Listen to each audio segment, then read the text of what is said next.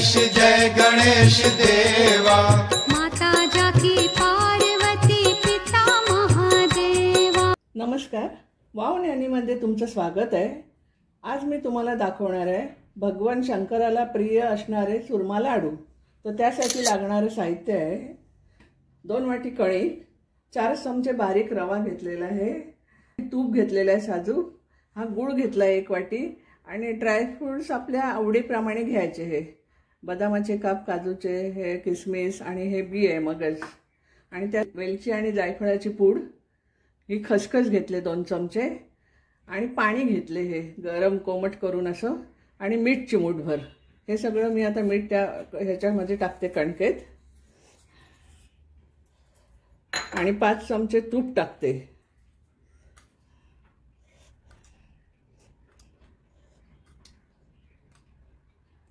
बारीक रवा टाकते 4 चमचे,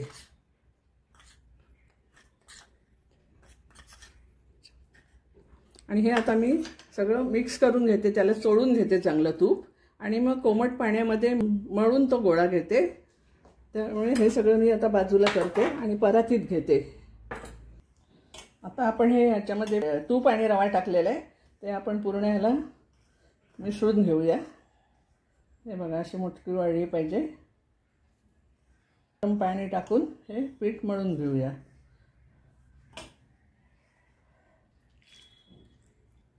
थोडं थोडं पाणी टाकून आपण मळून घेऊया आणि त्याचा कडक गोळा करायचा।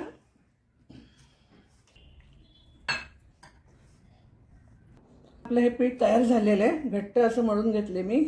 आता ह्याचे बारीक बारीक गोळे घ्यायचे आणि मग असे मुटके त्याचे करायचे।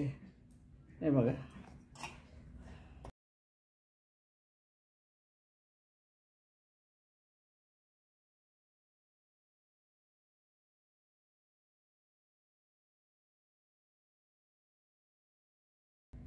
हे आपण सगळे मुटके तयार करून घेतलेले आहेत। हे आता आपण तुपामधनं तळून घेऊया। इथे मी एक पॅन गरम करत ठेवलंय, त्याच्यामध्ये तूप टाकते। गॅस कमीच ठेवायचा, नाहीतर ते करपतील आणि आतून सगळे चांगले आपल्याला व्हायला पाहिजे, त्याच्यामुळे गॅस कमी ठेवायचा आणि पूर्ण सगळ्या बाजूने ते तळून घ्यायचे। तूप आपलं तापलेलं आहे, आता आपण हे टाकून घेऊया। एकदम पण कडकडीत तूप नाही करायचं, एक बाजू पूर्ण होऊन जायची। गॅसची फ्लेम मीडियम वर ठेवायची।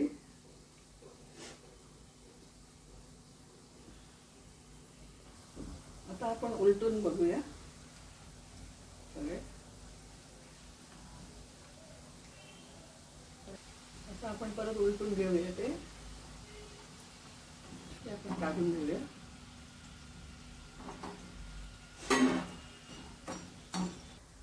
हे बघा हे आपल्या आतून पण मस्त झालेले आहे। त्याचे असे बारीक बारीक तुकडे करायचे गार झाल्यावर आणि मग मिक्सर मधनं काढायचं। आता हे पूर्ण मी तळून झालेले आहेत, त्याचे असे तुकडे करून घेते आणि मिक्सर मधनं बारीक करते परत। ते एकदम बारीक नाही असं करायचं, पण आपलं परत चाळणीने चाळून घ्यायचं जाडसर असं, रवाळ रवाळ पीठ होते। हे पूर्ण मी मिक्सरमधनं करून घेतलेले। आता मी जरा चाळून घेते, कारण काय तुकडे बिकडे राहिले असले तर परत आपल्याला टाकता येतात। आता आपला चाळून झालेला आहे चुरमा, बघा किती छान रवा रवा झालेला आहे।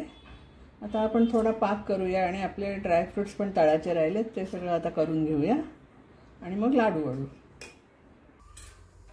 आता मी हा गॅस चालू केलेला आहे आणि ही वेलची आणि जायफळाची पावडर आहे, ह्या चुरम्यात टाकून घेते ही, आणि हे आपलं तळून घेते ड्रायफ्रूट्स। त्यामध्ये किसमिस पण घालते।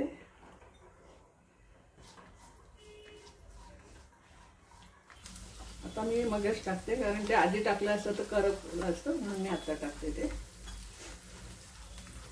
आणि गॅस पण बंद करते, काढून घेते सगळं। आता ह्याच तुपामध्ये मी हा गूळ टाकते चिरून घेतलेला। तो काही पाक नाही करायचा, जरा गूळ आपला वितळून घ्यायचा।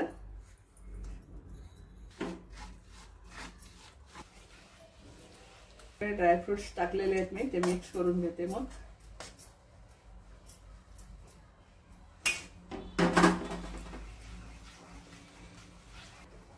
आपला पूर्ण वितळला आहे. आता आपण ह्याच्यातच हे पीठ टाकूया, चुरमा मिक्स करूया.